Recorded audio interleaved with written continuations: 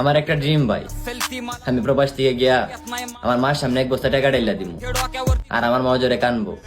এটা দুঃখের কান্না না ভাই, এটা সুখের কান্না। আর ব্যাকগ্রাউন্ড এই মিউজিকটা থাকবো, এই দুনিয়া কিসকি অক্কা দিকা দে ফিরে মা। ये देख मैंने क्या कर दिया, मेरे खून से मैंने आसमान भर दिया, तेरा बेटा भी आमीन।